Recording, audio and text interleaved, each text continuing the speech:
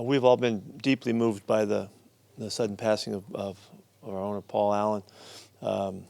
We're still in the midst of dealing with all of just the emotions and the concerns and all that come to you immediately at a time like this. And so around here, we're all hanging together and staying really close and just making sure that we're doing all the things that we need to do to carry on and really and maintain the effort and the spirit that Paul always stood for, and which was extraordinary achievement, extraordinary idealist, keep pushing always to do great things. And I feel fortunate that we're the ones that get to carry on the messaging in that regard.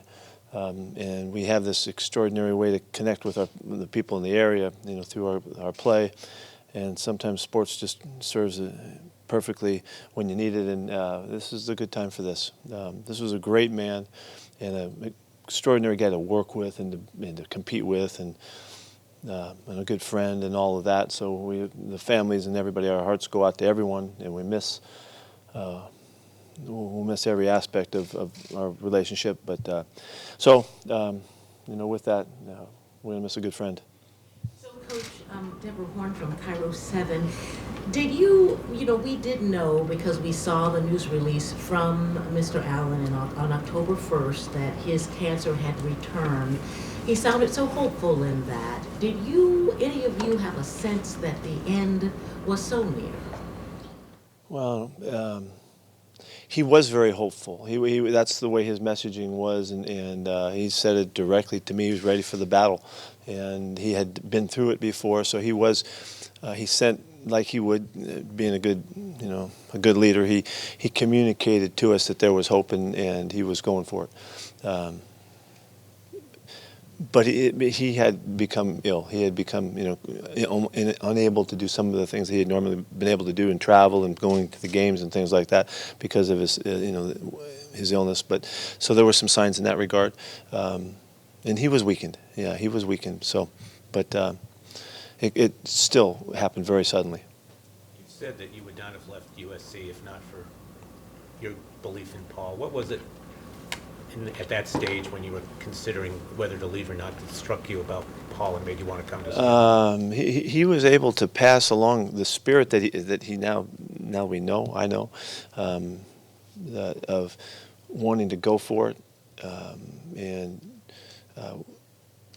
kind of no holds barred, and he was going to clear it for us to have a great chance to do great things, and he wanted to win championships, and that's what he was all about, and he wasn't going to let anything get in the way, and he was really clear about that, and the message that came through was really one that I hadn't heard in that fashion, with that commitment and that spirit of it, and that's what made it even possible to even be in the conversation about it. And so, and Todd Lewicki was really the one that passed along the messaging at the time and reassured in a way that was, I trusted, and I found trust early in that conversation, that relationship, that became one that was so well founded, as I learned later on as we got together and really started going about it and battling together and doing the things we needed to do to put the program together. How familiar did you become of the circumstances around his buying the team 21 years ago, and what would have happened had that not happened? Yeah, I'm not real. I knew that it was happening at the time. I had some people that were involved that I knew way back when, but not until I got here and realized, the statement that he made by taking the stand and really standing up for the place that he loved. I think all of the things that Paul has done has demonstrated to us what we all wish we would have done given the opportunity. The extraordinary wealth that came in their way because of the great ideas and the concepts and the principles opened up a doorway for him to give back to the place that he was so connected to, and he did it any way he could, and he's always been that way. And it happened to come out in the world of sports and this fantastic franchise that he was able to construct and support, and the stadium and all of the things in the 12s and all of the amazing things that have come because of that, his inspiration early on.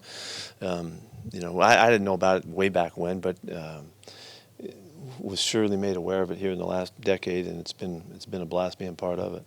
Coach, I spoke to Mike Holmgren yesterday, and he described Paul Allen as the best owner he ever worked for. Yeah, well, he's certainly that. I echo that with Mike. You couldn't ask for a better guy to support what we're trying to do here. Paul had a great thought about he wanted to put people in charge and give them what they needed and the resource they needed, and then he'd go for it. He wanted you to go for it, and he didn't want you to hold back. He wanted to at all times be pushing ahead, and that's all we could ever hope for, you know. He was not a hands-on owner, but his spirit was on everything that we were doing, and the message was clear of how he wanted us to go about our business. That's why John and I were in such concert from the beginning. You couldn't ask for a better format and a better setup, and that's why I wanted to, find my way here. So I think Coach Mike was on it. Will you stay? Absolutely. Coach, can Has you nothing to do with it. talk about the succession plan? What happens next? Yeah, it doesn't feel like it's time to be engaging into that conversation. We're more into the conversation about recognizing, what just took place and how to respect Paul and his desires and all of that. There's plenty of time to talk about all that stuff, and it's not even a factor in our minds. I know, and I understand the interest and all that. There'll be plenty of time. Is there anything you want to say to fans, though, in terms of just reassuring them? Well, I don't know how our fans couldn't be assured that we're on course. Nothing's changing. Paul wouldn't want us to do anything different than what we're doing, which is to go for it and to represent in every way that we can until you can't. And we're going to go for it just in that fashion. And I can't imagine that just in this season, as they've watched our club and watched our club start to grow and turn, that they can't find the excitement and the enthusiasm. And I don't think there's any reason to think anything other than positive and upbeat in support of that. This morning on the radio, you said that he knew there was a space for people to be different. How did that spirit embody the team and in your style and how the Seattle Seahawks? Well, we've been a little bit different around here, I couldn't have loved the way he embraced that, his liberal thinking, his openness, his kind of zeal for the arts and fun and game and what was different. He didn't want to be the same as everybody else. He wanted to do special, unique, extraordinary things. And he appreciated whenever we were going through whatever the phases that we've been through and the stuff that we've encountered over our years together. He was always supportive. He was never embarrassed by something that a player would say or how they acted. He knew that there was a time and a place if we could deal with it properly. He always felt that there was ways that we could work our way through things if we were really resourceful, and he was always helpful when necessary. So he was just a good dude, and he was fun to do things with, and he was. For me, I knew that I could freewheel and figure out stuff and go for it and throw the ideas by him, and almost always he would have suggestions, but always be in support of not trying to be like everybody else, but doing things in a unique fashion, and we fit very well together in that sense. You guys pretty regularly had pregame conversations on the field.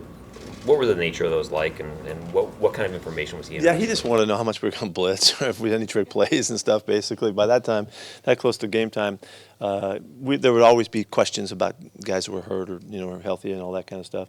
I always want to know about the quarterback and what we were hoping to do and how we're going to defend the other quarterback. So it's pretty basic, fundamental stuff that a fan would want to know going into the game if they could ask the head coach. Unfortunately, I didn't have enough good answers for him. I wish I had better answers for him, but for the most part, we just kind of had fun with it and just kind of enjoy the excitement of the day and what was coming and the challenge and what we were trying to accomplish and all that. What will you miss about Paul Allen as your boss? Yeah, thanks for the question. Now, I'm going to miss the spirit of his vision. Look what he's stood for. Look what he's done. Look at all of the extraordinary, amazing places he's taken us to because he could and because it was there to be challenged. Whether it's in space or whether it's under the ocean, whether it's in the farthest reaches of the globe and chasing diseases and freeing animals and saving the elephants and all the amazing things that he stood for. It's just being around an amazing individual like that, that had that kind of vision, and it never was about the resources. It never was about the amounts of things. It was about the challenge of discovery and stuff that was so great, and it was so much fun to be associated with. I haven't been very fortunate to be around anybody like that, of that nature, and so I'm feel very fortunate. I'll miss the heck out of him. Did anything stand out to you about how he interacted with players or anything you saw there? You've talked about your relationship with him, but anything with the players through it? Yeah, I don't know if there's anything extraordinary about it. His openness, I think that maybe that's what would be most special. His openness to people from all different backgrounds and makeups and all of that. He was a very open, wide open thinker and liberal thinker and very receptive.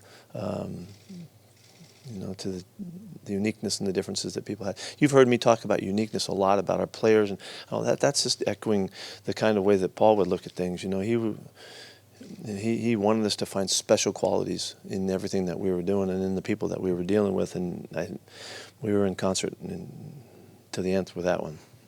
Do you have a favorite Paul Allen story, memory? Yeah, I would think that, we take it back to the Super Bowl.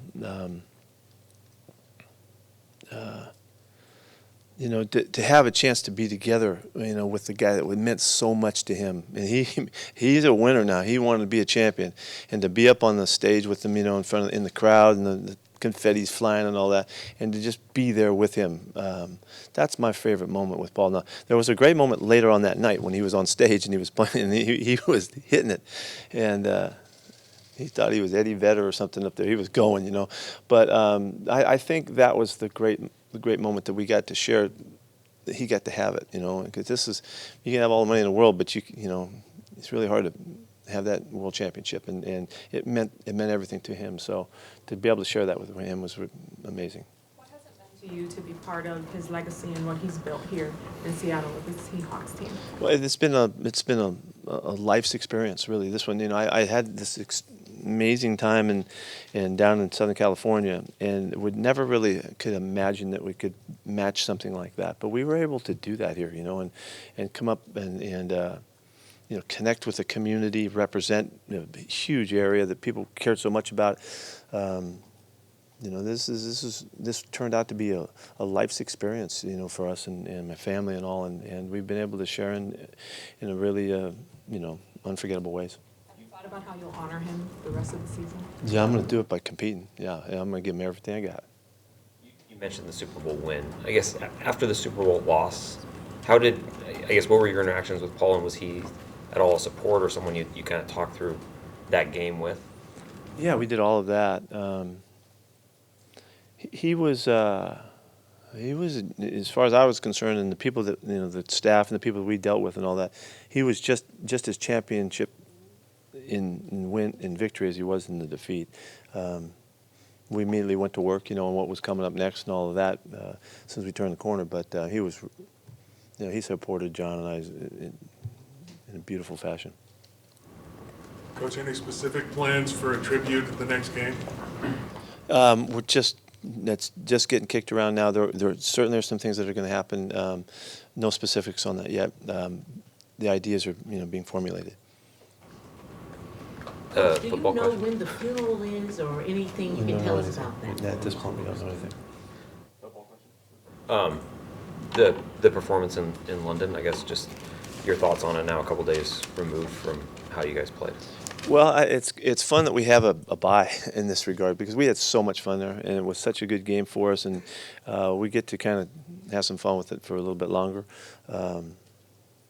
We're just starting to move, and we can feel that happening, and to have a nice game like that, then go into a break, and we kick into the last 10 games of this regular season. As we start this thing up, this is a good time for us, and we have very high hopes that we can keep getting better, and we're just getting rolling. I'll never not be frustrated by the way we started this season, but we're moving, and this is kind of how we've done it over the years, and we got a chance, to be a really nice team, and guys in this room know that, and their energy coming out of that game, they had a great time. It was a great locker room, and we had a blast. You said on your show this morning that you could see the future. Can you do you like the way the pieces are falling into place as far as? Yeah, very much so, and I'm very familiar with feeling that, the kind of the focus that has been generated by the stuff that the coaches have been doing, turning our football, getting it together, playing good defense and moving the ball in offense and on the ground, kicking the ball well and playing, good solid football. That gets you a lot of success in any level of the game of football. And there's a real style about it that we can sense now. And so it's 1 week at a time. But we just need to keep riding that and see how far it takes us. Coach, one question I didn't ask was, how did Paul Allen get along with the players? When I talked to Mike Holmgren, he said he would stand there as they were coming back and shake hands with each of them. Did he continue that under your tenure? Yeah, for the most part. He's quiet. He's a quiet man, and very directly, very humbly, and he dealt with the players, and he was a little he was shy. He was a little shy in general. He wasn't really outgoing and pushy in any way. He was very receptive and all that, but pretty quiet guy in general. Did you feel at all during that first drive that you were going to score there? Like you hadn't in the opening drive in a while. Yeah, that's been a long time. I didn't talk about that. That's been a long time since we had a touchdown, and way too many weeks to count. I can only talk about not starting fast for so long. You got to get once in a while. You got to get one. It was really a nice job by the offense. The calling of the plays, setting the tone for the game. I think all happened in the first drive. I don't know how many was it? 13 plays or 15 plays? 14 plays. Yeah, 14 plays there, and we scored a couple times, which is good. We've had to score a couple times in drives so far. I don't mind that. That we pulled that off. But it's just a good statement. It's just good for us to get that behind us. It seems like dating back to training camp, Frank Clark has always had setbacks, but he always seems to play well. He had that wrist thing at the start, the food poisoning, and then this past game, I know you said he was got sick or something. What have you kind of seen from him in that pass rush, just continuing to show that he's elite on that defense? Yeah, he's an extraordinary competitor now because he's overcoming things all the time. He's overcome a lot of things in his life that's made him who he is, and he just seems to respond and bounces back. He comes up with a really good frame of mind, even though things are difficult, and finds the positive to go for, and it generates effort. He's such an exciting player in terms of his effort and his motor that we've always talked about. Even when times are tough, he brings it. He's been practicing at a really high level for us. When he was sick a week ago, but when he's out there, I've just noted it numbers of times. It's just his effort and it's carrying over into the way he plays. And so Frank's doing a great job, and he was really explosive in this game. He was giving them all kinds of trouble. It's great to see. The illness he had in the second half, did that have anything to do with what he was dealing with last week? I don't know that. He was sick getting to the plane, so he was not feeling well. So I don't know if it's connected. It seemed like it was similar, but the docs are working on him. I don't know what's going on with that right now. It looked like he was rushing out of a 2-point stance a few times Sunday. What's the thinking behind that? Just mix it. He feels comfortable at times. Sometimes it's for disguise. He practices that way. We like him in both stances. I like him when he's down a 3-point stance for the most part and flying off the football. I think he scares offensive linemen a little more so with his get-offs there. David and Chris in that 7th round, did you expect them to be contributing the way they are so early in their career? I had a better feel for Chris than David. The level of play, Rocky State versus directionally Oklahoma. We give him a hard time, but I don't know the name of the school. I'm sorry. Apologize to the school. No, I didn't know that. But I thought Chris really had a chance to be something very unique, and we loved David's strength and the power that he played with. Just the level of play was hard to determine, how he would transition. He looks like he's going to really have a terrific season. He's really off to a great start, and there's a lot of things we can still do with him. We're really just breaking him in. Coach, how were you able to control, how can I not remember the name, Marshawn Lynch during the game, at least from my understanding? I had trouble remembering his name also. But how were you able to control him in the way that you were? Is he just old? I thought he played a terrific football game. He was playing so hard. He was playing as tough as I could ever remember him playing, and he made some really good runs, catch and run things happen. He gave it everything he had, and our guys were hitting him as hard as they could hit him. It was really, I thought it was a really obvious demonstration of respect on both sides, and I thought both sides were going for it, and I thought he played really well. They just couldn't quite get him loose. How's Ed doing? Dixon. And Dixon's in really good shape, knocking on wood and hoping we can make it through. We think he's going to be able to go coming out next week. I'll tell you, too, KJ has had a couple really good days, too, and we think he's on track for getting back to compete to practice. He'll practice with us and compete to play next week when we return. But you said you've seen this before. What can you say about the defensive secondary in terms of, those guys are young, it looks like they're We're getting going. I think we're getting going. We're off to a good start right now. I like the playmaking, the physical nature of them. It fits the way we've always wanted to play. I really like that Shaq has stepped from first year one to year two and playing so consistently at corner. And it seems that Trey is off to a very good start, starting as a rookie. At the other side, Bradley McDougall's been the leader back there, and Tedrick now is taken over and at the safety spot. And they're getting after it pretty good. We got a lot of tests coming up. We got a great one coming up with Detroit and Matthew Stafford, coming up in another week. And we'll just keep taking one step at a time, but they're making good progress, and we're holding the numbers down. We're staying on top pretty well, and the ball's been coming our way some. So it's been a very good start to the season for these guys. I think a lot of people would have wondered otherwise and thought that wasn't going to happen, and so I'm excited to show you that these guys can ball, and they got a chance to do some really good things and really add to this team. Nick Vanette's status, how's his back? Yeah, he has a continuing issues that he's dealing with. He doesn't have an injury, but he's got kind of a condition that he's working with, and he's doing some special work this week and next week to be back. We think he'll be back, but it is something we're monitoring all the way, along the way. Similar to what you said he was dealing with the first couple of years of his Yes, yeah, it's related. Did KJ have any sort of setback in his recovery? Quite a while ago, yes, he did. After about it was week 3 or so, I think it was, coming back. We were really, we were going to try to get him back in 3 or 4 weeks, and there was even talk about 2 weeks, which sounded crazy to me. But he was going for it, and it just couldn't quite turn the corner. So we had to step back a bit, and now he's back on track again. How's Sheen Green? He'll be back. Yeah, he's in good shape. He ran well at the Grove and looked good in England. As long as he can cross the ocean and come back, we'll be okay. Wait, no, I know nothing about that. I made that up. One more, J.D. McKissick? JD's his timeline is a little different than Ed's, but he's doing great. And as soon as he can come back, he'll be raring to come back, of course. The offense was described as like high-tech and intellectual over the offseason. How much of that is what Russell does and maybe what we don't see before the player even after the play? Russell's doing more than he's ever done before. He's orchestrating and controlling the play calling and the adjustments at the line of scrimmage when he can. And he's just been brought to a different level of responsibility, and he's doing a nice job with it. And you can see him putting us in. You can't see it. He's putting us in position to run the ball effectively now, in as well as in the passing game. So he's grown. Yeah, he's improved.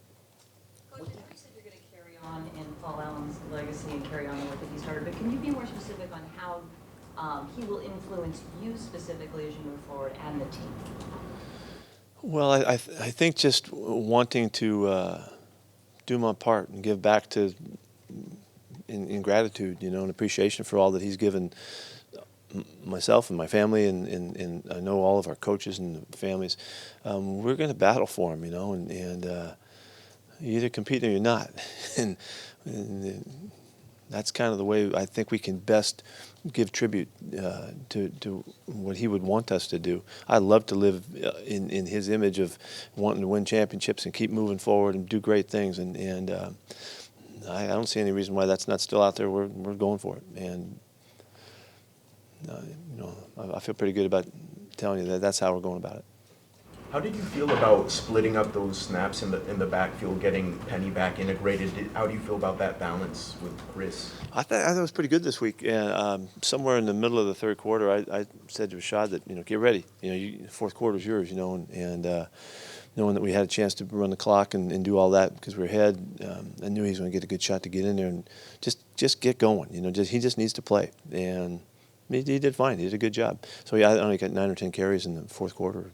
By the end of the fourth quarter, so Chris had a good mix. Mike had a good mix, and I'm telling you, I can't tell you what's going to happen this week. Next time we go out, we're going to start the game off. Chris is going to start the game.